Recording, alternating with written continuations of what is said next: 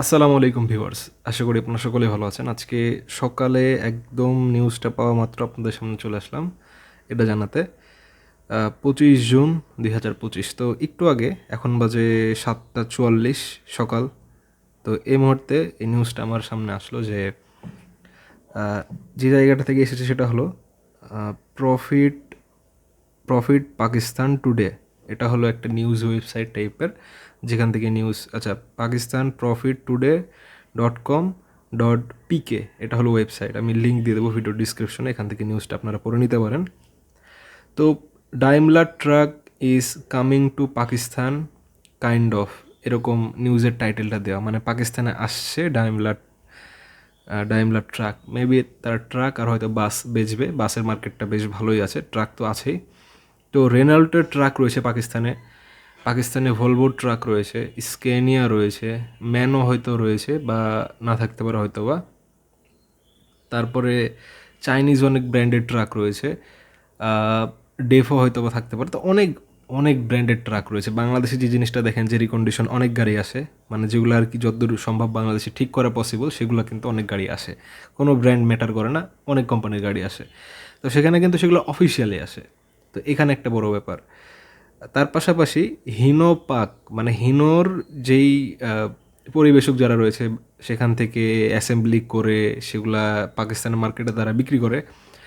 বাংলাদেশে যেরকম নিটল মোটরস রয়েছে বা ইফাদ অটোস রয়েছে বা নাভানা রয়েছে, তো তাদের মতোই ঠিক পাকিস্তানে যারা এগুলা এনে অ্যাসেম্বল করে তারপরে যেগুলো মার্কেটে ছাড়ে, 8J হোক বা অন্যান্য হিনো যে গাড়িগুলো চলতো আগে থেকে বা এখন যেগুলো বিক্রি হচ্ছে, বা হিনো FM1J বা P11C ইঞ্জিনের যে ট্রেলার ট্রাক বা হিনো ট্রাকের যে ক্যাটাগরিগুলো রয়েছে, ট্রাকগুলো রয়েছে, তারা যেগুলো বিক্রি করে, তো তারা পাবলিক কোম্পানি হিনোর যেই মানে পরিবেশক হিসেবে রয়েছে।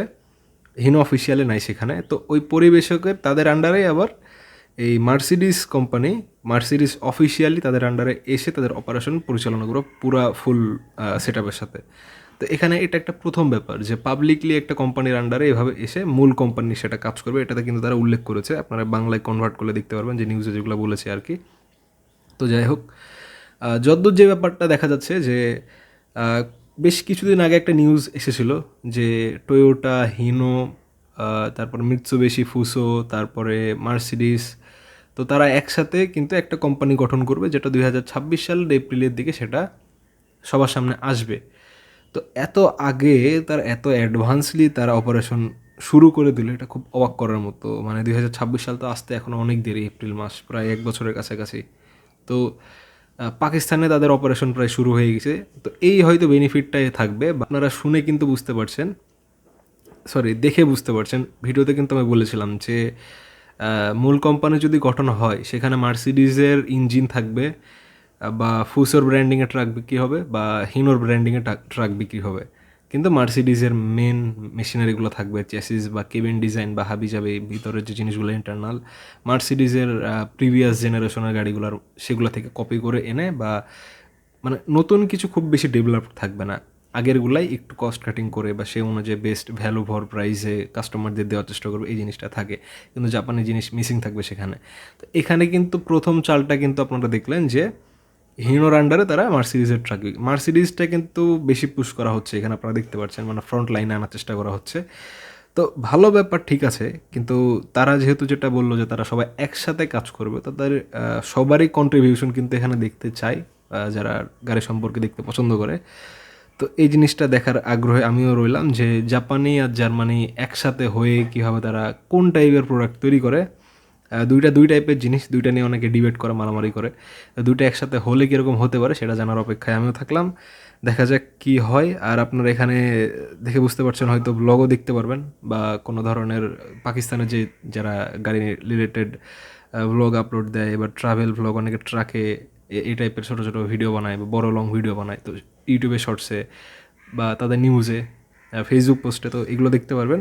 দেখা যাক, একটু অনলাইন মিডিয়ায় চোখ রাখলেই দিয়ে আপনারা দেখতে পারবেন। দেখা যাক কী কী হয় আর কোন মডেলের ট্রাক তার প্রথম লঞ্চ করে। আর পাকিস্তানে কিন্তু কোনো ব্যারিয়ার নাই লঞ্চের ক্ষেত্রে, যে ইন্ডিয়াতে একটা জিনিস থাকে যে কস্ট কাটিং করতে করতে তারা একদম মানে একদম নিচের লেভেলে চলে আসে, একদম বেসিক পর্যায়ে চলে আসে, ওই জিনিসটা কিন্তু পাকিস্তানে ওই রকম নাই। তো সেই ক্ষেত্রে বেশি দামে বেশি ফিচার, বেশি ফেসিলিটিস, ভালো ডিজাইন, ভালো ইঞ্জিন কনফিগারেশন সব কিছু দিয়ে বেটার একটা গাড়ি আনা পসিবল হবে বা বেটার কিছু করা সেখানে পসিবল হবে। কস্ট নিয়ে খুব একটা বেশি মাথা ঘামাতে হবে না। ইন্ডিয়াতে ডাইমলার ট্রাক তারা যেরকম বেশি মানে কস্ট নিয়ে খুব বেশি দৌড়াদৌড়ি করতে হয়েছে তাদেরকে, সেই জিনিসটা করতে হবে না।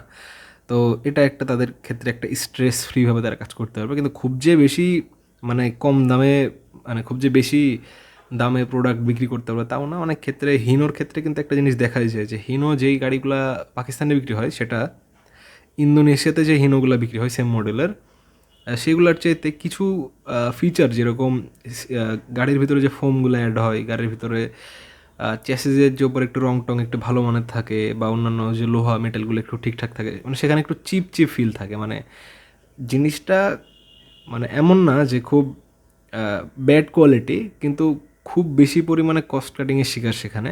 কিন্তু ইঞ্জিন বা মেন হার্ডওয়্যারের কিন্তু কোনো কম্প্রোমাইজ নাই, যেগুলাতে করলে করা যায় সেগুলাতে। তো এই জিনিসটা সেখানে হয়তো দেখা যাবে না, কারণ এই জিনিসটা হিনোর ক্ষেত্রে একটু বেশি চোখে ফুটে ওঠে। কিন্তু অন্যান্য ক্ষেত্রে মানে হিনোর ট্রেলার গাড়িগুলা বা অন্যান্য ক্ষেত্রে বাকিগুলোতে খুব একটা বেশি বোঝা যায় না, ইস্যুজুতে তেমন একটা বোঝা যায় না। যাই হোক, দেখা যাক। আবার অনেক পুরাতন গাড়িও কিন্তু পাকিস্তানে অনেক বেশি চলে। হিনো তো চলেই, তার সাথে মার্সিডিজের যেই আগের V8 ইঞ্জিনের অটো গিয়ারের কিছু গাড়ি রয়েছে অনেক আগের, তো সেগুলোও চলে। অনেক গাড়ি চলে। তো দেখা যাক কী হয় নেক্সটে। আর যেহেতু তারা অপারেশন শুরু করে দিয়েছে, 26 সালে শুরু করবে বলেছিল, 26-এর আগে তারা শুরু করে দিয়েছে। দেখা যাক কি ভালো জিনিস হয়, ভালো কিছু দেখার অপেক্ষায় রইলাম। দেখা যাক কি হয়। তো এই ছিল আজকের এই ভিডিওটি। দেখাবে নেক্সট কোনো একটি ভিডিওতে। আর এরকম আপডেটেড নিউজ বা কোনো ধরনের তারা যে অটোমোবাইল ওয়ার্ল্ডে যে ইনোভেশনগুলো হয় হেভি ভেহিকেল সেগমেন্টে, অবশ্যই সেটা পেতে চ্যানেলটি অবশ্যই সাবস্ক্রাইব করে রাখবেন। দেখাবে নেক্সট কোনো একটি ভিডিওতে। সে পর্যন্ত ভালো থাকবেন, সুস্থ থাকবেন। আর আপনার মতামত অবশ্যই জানাবেন যে পাকিস্তানের তাদের অপারেশনটা কীরকম হতে পারে, সাকসেসফুল কীরকম হতে পারে, বা তাদের গাড়ির লাইন আপটা কী টাইপের হতে পারে। দেখাবে নেক্সট কোনো একটি ভিডিওতে। আর যারা এখনও চ্যানেলটি সাবস্ক্রাইব করেনি অবশ্যই চ্যানেলটিকে সাবস্ক্রাইব করে রাখবেন। আসসালামু আলাইকুম।